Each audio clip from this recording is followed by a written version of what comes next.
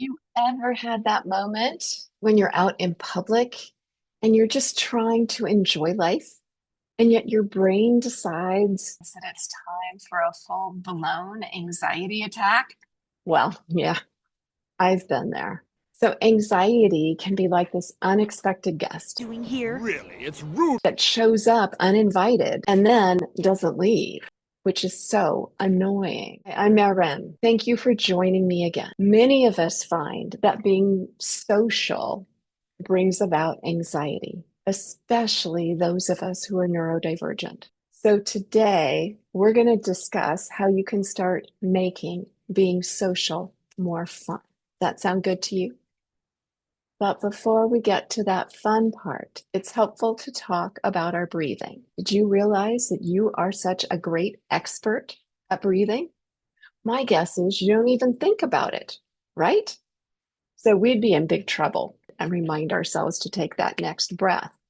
Oops, okay, I better breathe now, especially those of us with ADHD, because oops, I've gotten distracted.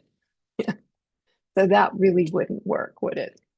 And yet, how we breathe makes a huge difference in our bodies and our brains. When our brain is nervous or even a little anxious, it starts breathing more shallowly. It's a protective mechanism that comes from back when the saber-toothed tigers were roaming the earth. So even a little flicker of a leaf all of a sudden would send our brain going, oh, we either need to fight or we need to flee. We need to run away because of the danger. Okay.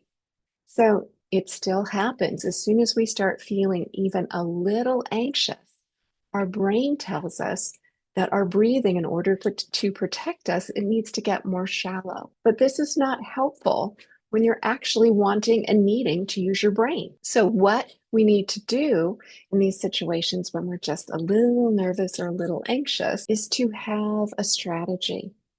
And one of those strategies is to allow some deep breaths. And it's really helpful if we practice that before we need it. What we're going to do, some 3 breaths, because it really helps if there's 3 in a row. Are you ready? We're going to do it now. So sometimes it's helpful if I close my eyes.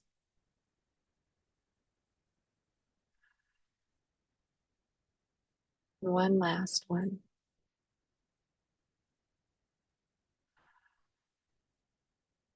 Oh, doesn't that feel good? So most people say they do feel a little bit more relaxed, which is great. But we need to remember and practice at times when we don't have to use it so that we can actually use it when we need it. So now we're going to get to that fun stuff. So I want you to remember back when you were little and think about some time when you were really looking forward to having either a friend visit or maybe a cousin or a grandparent, or maybe you were going to go visit them. So it's more that fun experience. So there's that anticipation of having it be fun beforehand. So I want you to feel that in your body because it's really helpful to remember these times and call them up right before we go to a social event now that we're older. Because sometimes it's a little nerve-wracking or there's different expectations. So that was tip number 1. Tip number 2 is you're going to give yourself a small, very small, achievable goal before you go to your social event. So for me, networking is really challenging. And so over time, to make it easier, it's like, okay, all I had to do was smile at 3 people. And that counted as a win. After a while, it was like, okay, not only smile, but say hi. So you're going to start out small and you're going to build it because it's important to build on positive successes, not to feel like you'd screwed up and then you have to go back and do it again. So we need to make that goal very small so you can achieve it and have success. And number 3 is you're going to set a time because you need to plan and have an ending time so that you're not going to stay there longer, that you start feeling uncomfortable, because then that's what you're going to be feeling when you leave. Okay. So you can set your alarm and have a date either with yourself, or you can say you have to go shopping. It doesn't matter. But you may tell people, oh, I have a really important call that I have to go make.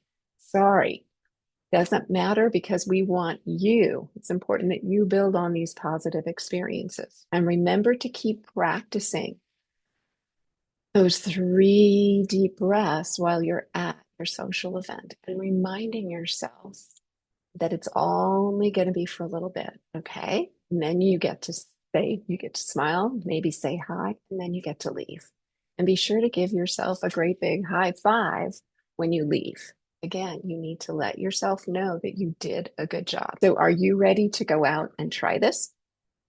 So remember to conjure up that positive memory from your childhood, make it an easy goal, and then plan. So you're there just for a little bit. So we are all biological beings, okay? And what that means is we are wired for connection. And yet, what happens for many of us is that it creates social anxiety. And it's even more true if you're like me and you have ADHD. So, this is why I've created my workshops. You are going to learn strategies and ideas like the ones that I just gave you so that you can have more ease, organization, and flow, and also have an easier time connecting and making new friends. If you like this, I put the link in the description. So go reserve your spot right now.